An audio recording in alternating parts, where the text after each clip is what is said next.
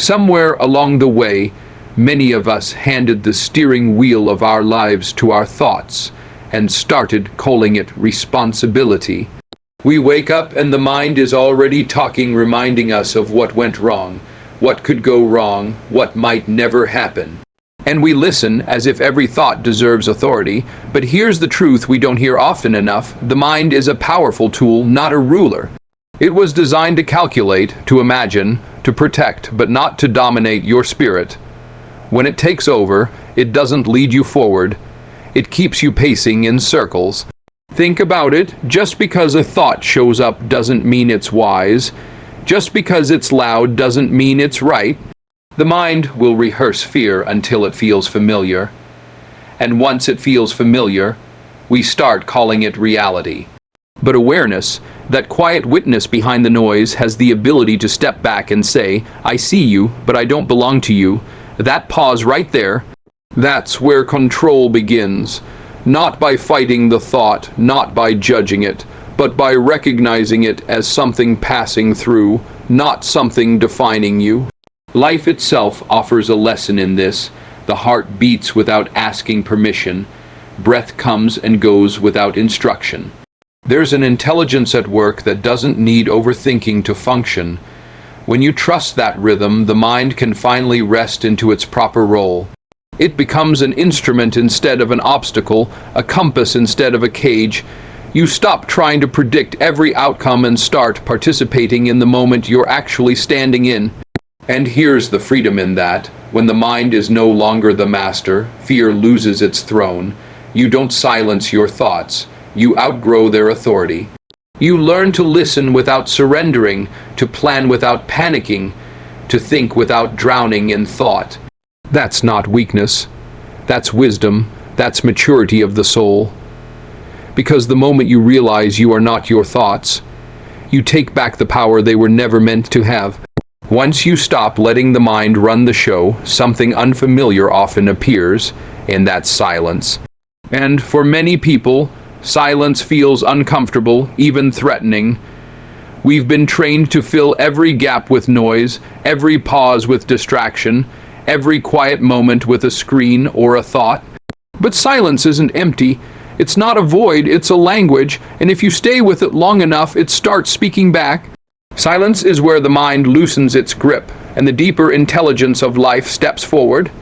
It's in those quiet spaces that you realize how much of your overthinking was never about solving problems.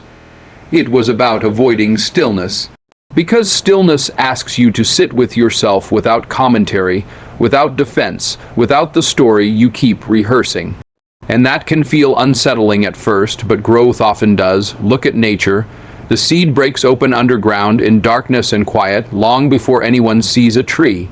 The ocean does its deepest work far below the surface where sound can't reach. Silence isn't inactivity, it's preparation. When life goes quiet on you, when answers don't come right away, when doors don't open on your timeline, it's not a punishment. It's an invitation to listen differently. Overthinking drowns out instruction, silence sharpens it. In quiet moments, intuition gets room to breathe. You begin to sense when to move and when to wait, when to speak and when to let things unfold. That's not indecision. That's alignment. The mind wants constant certainty, but wisdom often arrives as a feeling before it ever becomes a thought. And here's the shift. Once you stop fearing silence, you stop fearing yourself. You no longer need constant validation, constant answers, constant motion. You learn to trust that not everything needs to be figured out right now. Some things need to be felt. Some things need to mature. Some things need time. When you make peace with silence, the mind stops racing and starts listening. And that's when clarity finally finds you. Once you learn to respect silence, you begin to notice something else. The sheer number of thoughts passing through your mind every single day. Some are useful, many are repetitive, and a good number of them are just noise. The problem isn't that thoughts appear. It's that we treat all of them like they deserve a response. Every doubt gets attention. Every fear gets a conversation. Every imagined outcome gets rehearsed, like it's already written in stone. But discipline of the mind isn't about thinking more. It's about choosing better. Just because a thought knocks doesn't mean you have to open the door. Some thoughts are visitors, not residents. They come from old wounds, old habits, borrowed fears, or voices that were never yours to begin with. And if you engage every one of them, you'll spend your life reacting instead of directing. Think about strength for a moment. Real strength isn't loud. It doesn't rush to prove itself. It knows when to speak and when to remain still. The same is true inside your mind. When you don't immediately react to a thought, you create space. And in that space, you regain authority. You stop feeding anxiety with attention. You stop arguing with fear. You let the thought rise, and you let it fall without building a home around it. Life teaches this lesson over and over. Every impulse doesn't need action. Every emotion doesn't need explanation. Sometimes the most powerful response is restraint. That's not suppression, that's maturity. That's understanding that peace is preserved not by controlling the world, but by choosing what you allow to occupy your inner world. Overthinking thrives on engagement. It survives because it's fed. But when you stop responding to every mental impulse, it weakens. The mind begins to settle, not because it's forced into silence, but because it learns you are no longer available for unnecessary conflict. And here's the quiet confidence that comes with that. You don't need to win every internal argument to move forward. You don't need to resolve every thought to live fully. Some clarity comes not from answering questions, but from refusing to entertain them. Mastery begins the moment you realize not every thought deserves your time. There comes a moment after you've stopped arguing with every thought and learned to sit in silence when you realize something unexpected. Control doesn't always come from gripping tighter. Sometimes it comes from releasing. We've been taught that strength means holding everything together, forcing outcomes, managing every detail. But the mind gets exhausted trying to play God over a life that was never meant to be micromanaged. Surrender gets misunderstood. People hear that word and think it means giving up, backing down, losing ambition. That's not what this is. This is about letting go of the illusion that you can think your way into certainty. Life doesn't unfold because you predicted it correctly. It unfolds because you showed up with trust and courage when the moment arrived. Think about how often overthinking is just fear dressed up as preparation. We replay scenarios to feel safe, but safety doesn't come from control. It comes from alignment. When you surrender the need to know everything in advance, the mind finally relaxes into its proper place. It stops racing ahead of life and starts walking with it. Look at the rhythm of existence. Night surrenders to morning. Seasons change without negotiation. The river doesn't force its way to the ocean, it yields, and in yielding it arrives. There is intelligence in that flow, and you are part of it.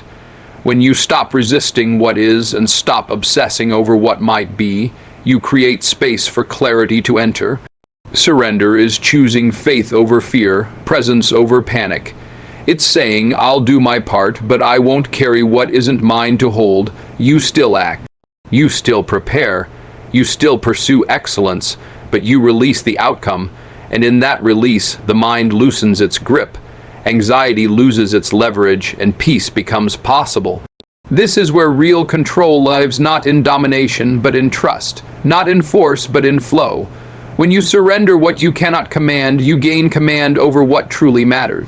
Let go and watch how steady you become. After surrender comes something even more grounding: presence. Because once you stop fighting the moment and stop racing ahead of it, you finally arrive where your life has been happening all along. Overthinking has a favorite trick. It drags you backward into what you can't change or pushes you forward into what hasn't happened yet. And while your mind is time traveling, the only place you actually have power is being ignored. Presence isn't passive. It's alert. It's engaged. It's choosing to stand fully in this moment without demanding it be different. When you're present, the mind doesn't disappear, but it quiets down. It stops narrating every second and starts cooperating. You notice your breath, you notice your body, you notice the room, the faces, the feeling of being alive right now. And in that awareness, anxiety loses momentum because fear can't survive where attention is anchored. Think about it. Most of the thoughts that exhaust us never come true. They're rehearsals for scenes that never make it into the final script. Presence pulls you out of rehearsal and onto the stage of real life.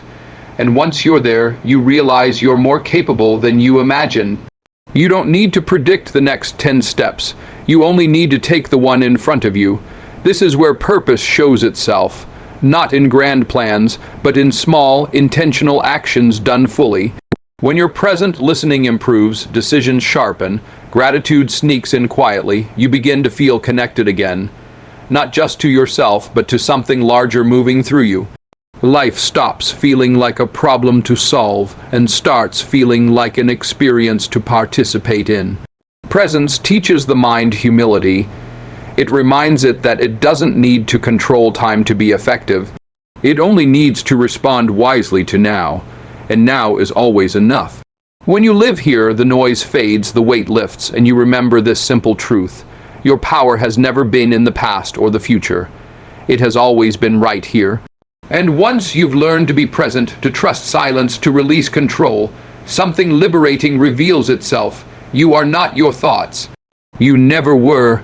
Thoughts come and go like weather, some heavy, some light, some loud, but none of them are the sky.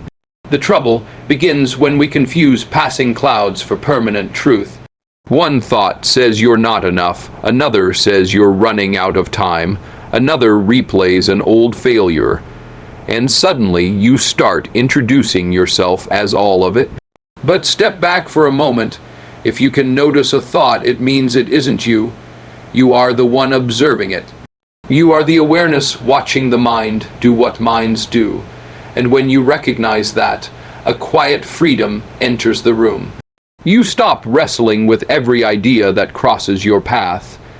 You stop taking mental noise personally. You understand that thoughts are events, not identities. Life has always been trying to teach you this. Pain passes, joy passes, seasons pass, even the strongest emotions rise and fall. Yet something in you remains steady through it all.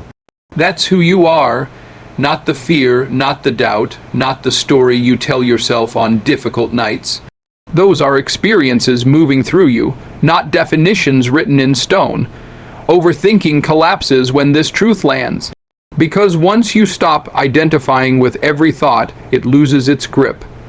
Anxiety weakens when it's no longer believed. Doubt fades when it's no longer obeyed. You don't have to eliminate thoughts to be free. You just have to stop giving them the final word. This is where peace becomes sustainable. You still think, you still feel, you still face challenges. But you do it from a place of grounding instead of chaos. You move through life knowing that even when the mind gets loud, you are bigger than the noise. And that knowing brings a steadiness no circumstance can steal. You are not here to be ruled by your mind. You are here to witness it, guide it, and live beyond it. And when you remember who you are, overthinking loses its power, and your life regains its rhythm.